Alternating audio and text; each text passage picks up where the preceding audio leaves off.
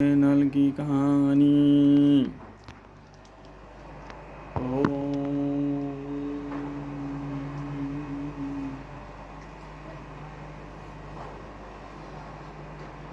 नल का दमयंती को त्यागना। दमयंती के संकटों से बचते हुए दिव्य ऋषियों के दर्शन और राजा सुबाहु के महल में निवास।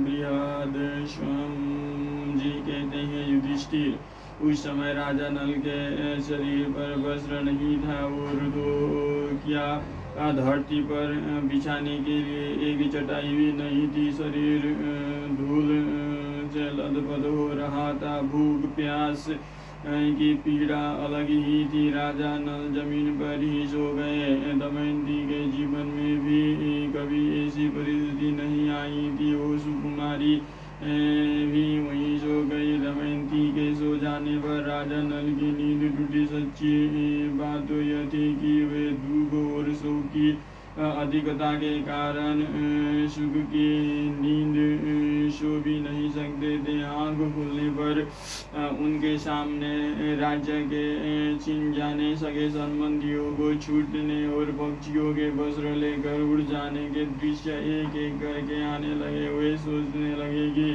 दमयंती मुझ पर बड़ा प्रेम करती है। प्रेम के कारण ही वो इतना दुख भी भोग रही है। यदि मैं इसे छोड़कर चला जाऊंगा तो यह अपने पिता के घर चली जाएगी। मेरे साथ तो इसे दुख ही दुख भोगना पड़ेगा। यदि मैं इसे छोड़कर चला जाऊं तो संभव है कि इसे सुख भी मिल जाए। अंत में राजा नल ने यही निश्चय किया कि दमयंती को छोड़कर चले जाने में ही भला था। दमयंती सच्ची पतिव्रता थी। कोई भी इसके सतीत्व को भंग नहीं कर सकता। इस प्रकार त्यागने का निश्चय करके और सतीत्व को और से निश्चिंत होकर राजा नल ने यह विचार किया कि मैं नंगा हूँ और दमयंती के शरीर पर भी केवल एक ही वस्त्र है। फिर भी इसके वस्त्रों में से आधा फाड़ लेना ही श्रेयस्कर है। परंतु फाड़ू कैसे, शायद यह जग जाए। वे धर्मशाला में इधर उधर घूमने लगे। उनकी दृष्टि एक बिना म्यान की तलवार पर पड़ गई। राजा नल ने उसे उठा लिया और धीरे से दमयंती को आधा वस्त्र फाड़कर अपना शरीर ढक लिया। दमयंती नींद में थी। राजा नल उसे छोड़कर निकल पड़े। थोड़ी देर बाद जब उनका हृदय शांत हुआ तब वे फिर धर्मशाला में लौट आए और दमयंती को देखकर रोने लगे। वे सोचने लगे कि अब तक मेरी प्राण प्रिया अंतपुर के पर्दे में रहती थी, इसे कोई छू भी नहीं सकता था। आज यह अनाथ के समान आधा वस्त्र पहने धूल में सो रही है। यह मेरे बिना दुखी होकर वन में कैसे फिरेगी। प्रिय, तू धर्मात्मा है, इसीलिए आदित्य, वसु, रुद्र, अश्विनी कुमार और पवन देवता तेरी रक्षा करे। उस समय राजा नल का हृदय दुख के मारे टुकड़े टुकड़े हुआ जा रहा था। वे झूले की तरह बार बार धर्मशाला से बाहर निकलते और फिर लौट आते। शरीर में कलयुग का प्रवेश होने के कारण बुद्धि नष्ट हो गई थी। इसीलिए अंततः वे अपनी प्राण प्रिया पत्नी को वन में अकेली छोड़कर वहां से चल गए। अब दमयंती की नींद टूटी। तब उसने देखा कि राजा नल वहाँ नहीं है। वो आकाश से भरकर पुकारने लगी, महाराज, स्वामी, मेरे सर्वस्व, आप कहाँ हैं? मैं अकेली डर रही हूँ, आप कहाँ हैं? बस अब अधिक हंसी ना कीजिए। मेरे कठोर स्वामी मुझे क्यों डरा रहे हैं? शीघ्र दर्शन दीजिए, मैं आपको देख रही हूँ। लो, यह देख लिया, लताओं की आड़ में छिप कर चुप क्यों हो रहे हैं? मैं दुख में पड़कर इतना विलाप कर रही हूँ और आप मेरे पास आकर धैर्य भी नहीं देते। स्वामी, मुझे अपना या और किसी का शोक नहीं है। मुझे केवल इतनी ही चिंता है कि आप इस घोर जंगल में अकेले कैसे रहेंगे। हाँ नाथ, निर्मल चित्त वाले, आपकी जिस पुरुष ने यह दशा की है वो आपसे भी अधिक दुर्दशा को प्राप्त होकर निरंतर दुखी जीवन बितावे। दमयंती इस प्रकार विलाप करती हुई इधर उधर दौड़ने लगी। वो उन्मत्त सो होकर इधर उधर घूमती हुई एक अजगर के पास जा पहुंची। शोकग्रस्त होने के कारण उसे इस बात का पता भी नहीं चला। अजगर दमयंती को निगलने लगा। उस समय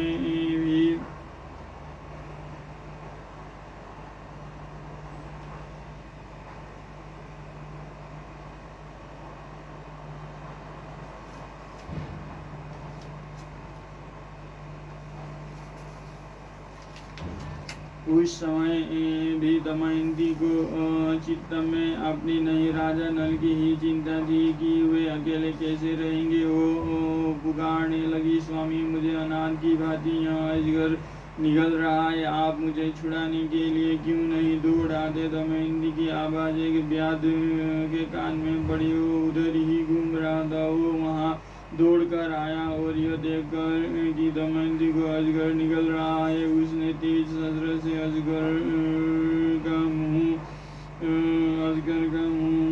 चीर डाला। उसने दमयंती को छुड़ाकर नहलाया, आश्वासन देकर भोजन कराया। दमयंती कुछ शांत हुई। व्याध ने पूछा, सुंदरी, तुम कौन हो? किस कष्ट में पड़कर किस उद्देश्य से यहाँ आई हो? दमयंती ने व्याध से अपनी कष्ट कहानी कही। दमयंती की सुंदरता, बोलचाल और मनोहरता देखकर व्यास काम मोहित हो गया। वो मीठी मीठी बातें करके दमयंती को अपने वश में करने की चेष्टा करने लगा। दमयंती दुरात्मा व्याध के मन का भाव जानकर क्रोध के आवेश में प्रज्वलित हो गई। दमयंती ने व्याध के बलात्कार की चेष्टा को बहुत रोकना चाहा, परंतु जब वो किसी प्रकार ना माना तब उसने साफ दे दिया, यदि मैंने निधनरेश राजा नल को छोड़कर और किसी पुरुष का मन से भी चिंतन नहीं किया हो तो यह पापी क्षुद्र व्याध मर कर जमीन पर गिर पड़े। दमयंती के मुंह से ऐसी बात निकलते ही व्याध के प्राण पखेरु उड़ गए।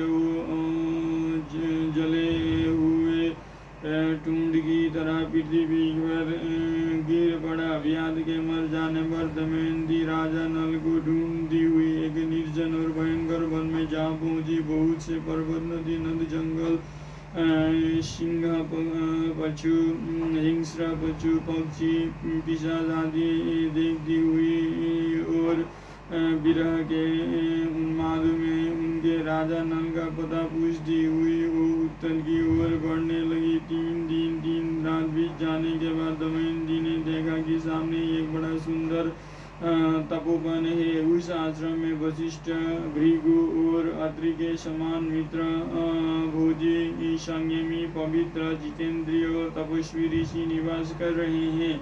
वे वृक्षों की छाल अथवा मृग छाला धारण किए हुए थे। दमयंती को कुछ धैर्य मिला। उसने आश्रम में आकर बड़ी नम्रता के साथ तपस्वी ऋषियों को प्रणाम किया और हाथ जोड़कर खड़ी हो गई। ऋषियों ने स्वागत है कहकर दमयंती को सत्कार किया और बोले, बैठ जाओ, हम तुम्हारा क्या काम करें? दमयंती ने भद्र महिला के समान पूछा, आपकी तपस्या, अग्नि, धर्म और पशु पक्षी तो सकुशल है ना? आपके धर्माचरण में तो कोई विघ्न नहीं पड़ता। ऋषियों ने कहा, कल्याणी, हम तो सब प्रकार से सकुशल है। तुम कौन हो? किस उद्देश्य से यहाँ आई हो?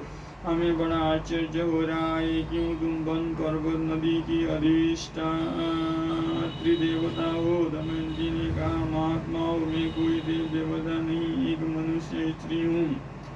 मैं निर्धन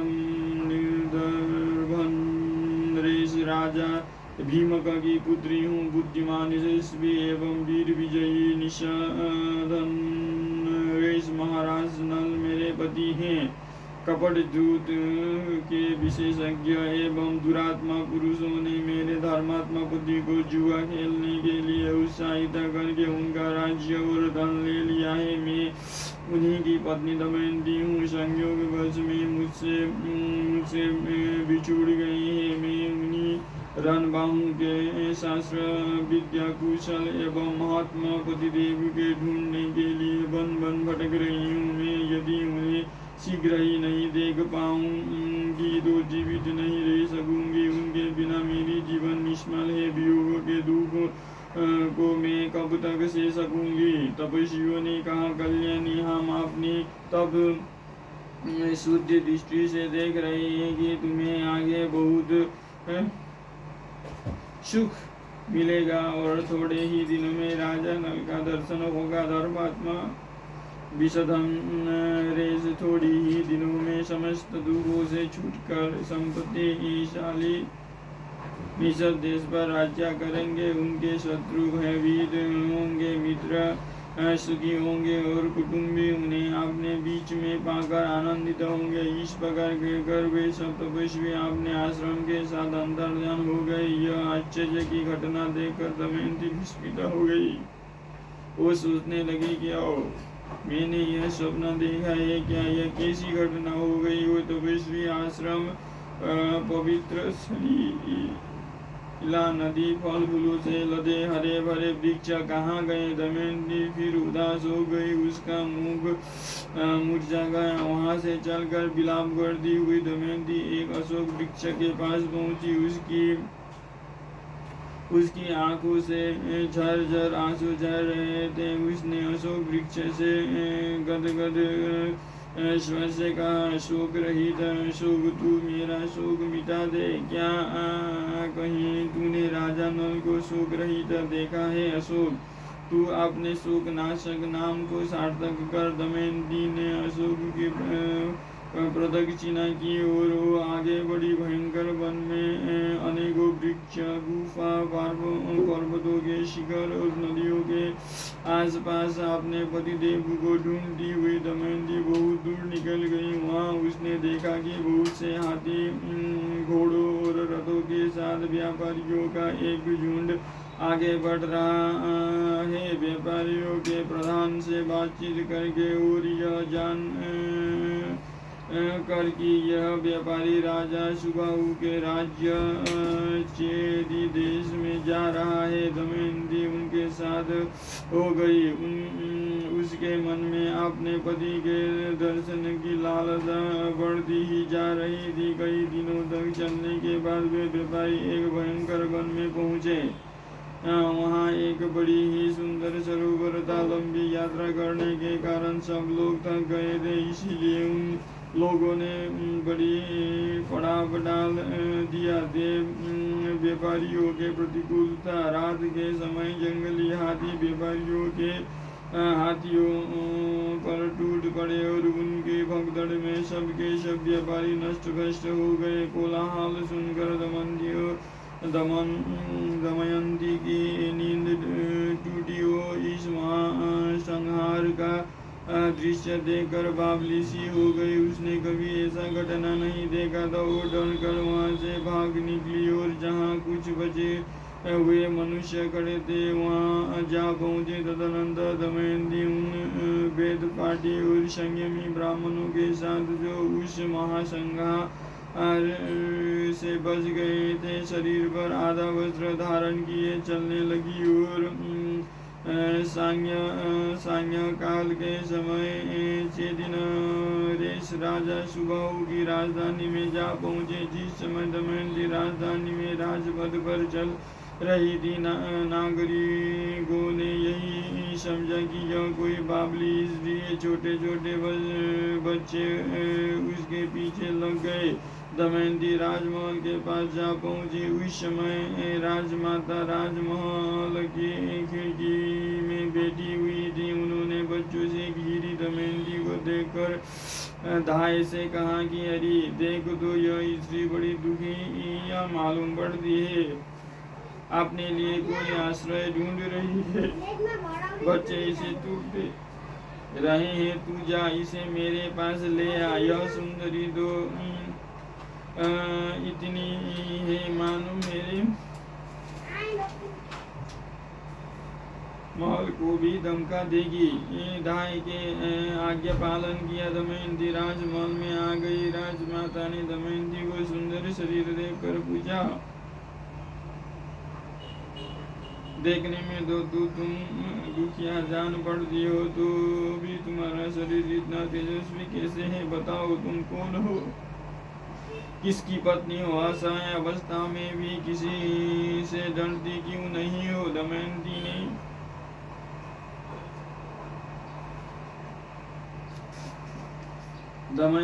ने कहा, मैं एक पतिव्रता नारी हूँ। मैं हूँ तो कुलीन, परंतु दासी का काम करती हूँ। अंतपुर में रह चुकी हूँ। मैं कहीं भी रह जाती हूँ, फल मूल खाकर दिन बिता देती हूँ। मेरी पतिदेव बहुत गुणी है और मुझसे प्रेम भी बहुत करते हैं। मेरे अभाग्य की बात है कि मैं बिना मेरे किसी अपराध के ही रात के समय मुझे सोती छोड़कर न जाने कहाँ चले गए। मैं रात दिन अपने प्राणपति की ढूंढती और उनके वियोग में जलती रहती हूँ। इतना कहते कहते दमयंती की आंखों में आंसू उमड़ आए और रोने लगी। दमयंती के दुख भरे विलाप से राजमाता का भी भर आया। वह कहने लगी, कल्याणी, मेरा तुम पर स्वाभाविक ही प्रेम हो रहा है। तुम मेरे पास रहो, मैं तुम्हारे पति को ढूंढने का प्रबंध करूंगी। जब वे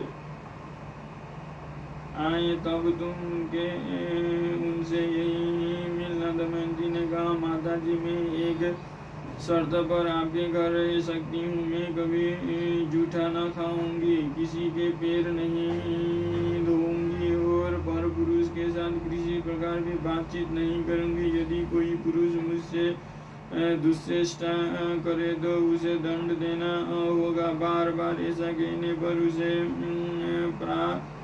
प्राणांत दंड भी देना होगा। मैं अपने पति को ढूंढने के लिए ब्राह्मणों से बातचीत करती रहूंगी। आप यदि मेरी यह शर्त स्वीकार करे तब तो मैं रह सकती हूँ, अन्यथा नहीं। राजमाता दमयंती के नियमों को सुनकर बहुत प्रसन्न हुई और उन्होंने कहा कि ऐसा ही होगा।